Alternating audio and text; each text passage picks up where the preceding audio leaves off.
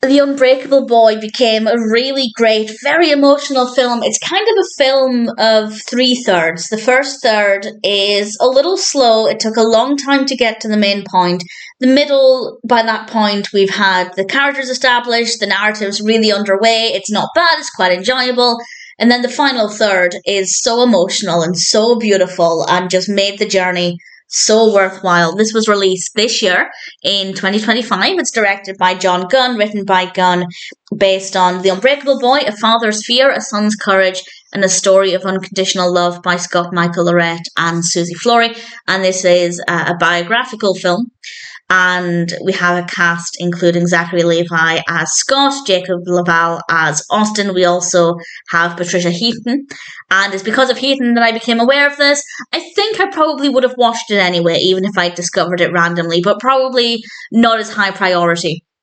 But that being said, I'm really glad that I had a reason to watch this. It's about a young boy called Ashtyn, and he is autistic and he also has brittle bone disease. So there are obviously a lot of obstacles to overcome, and there are a lot of health concerns, of course, and the parents have to kind of try and deal with this, come to terms with the diagnoses, and also learn to view the world through Ashtyn's eyes, which is a really, really interesting experience. And it's the story of primarily Ashtyn and his father, but the other family members as well.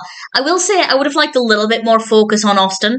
We do get a good look at the character. We do get to see things from his perspective, but I would have liked a little more of that. I think that could have been a little bit better, a little bit more interesting, and a little bit more uplifting. But what we got was still really good. The performances across the board were absolutely fantastic. Not as much Patricia Heaton as I would like, but I don't think the character needed to be in it more. So that's not a complaint, just a personal preference thing.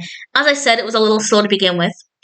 It did take, I didn't time it, but I want to say about half an hour, about the first third of the film, to get to the main point and to really feel like I started to know the characters and to understand the style of narrative. But once we got into that middle third, everything flowed really well. The pacing was great.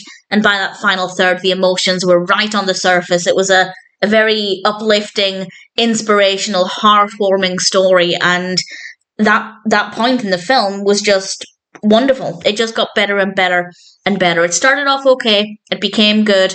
It ultimately was a really great film. I cried on multiple occasions. It's definitely an emotional film, but for all of the right reasons, I think. And it's very uplifting and heartwarming, and it's a beautiful story. So it's not perfect in terms of the pacing. And also, as I said, the focus, I would have liked a little bit more from Ashtyn's perspective. But again, what we got was still good and the performances were brilliant. So all things considered, I think The Unbreakable Boy is a pretty great film.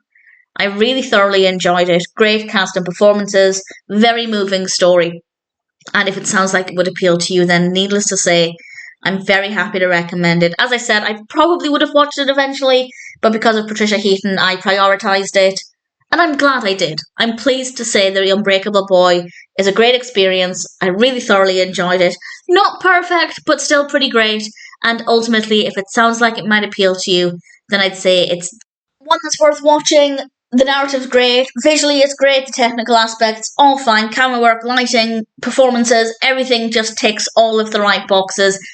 You could put it on in the background if you want background company, but in my opinion, I'd say it's more of a film to sit down and become fully immersed. And I think that way it's easier to connect with the characters, to follow their journey emotionally, and I think it will be a much better experience. But however you choose to watch it, I think The Unbreakable Boy is definitely worth checking out.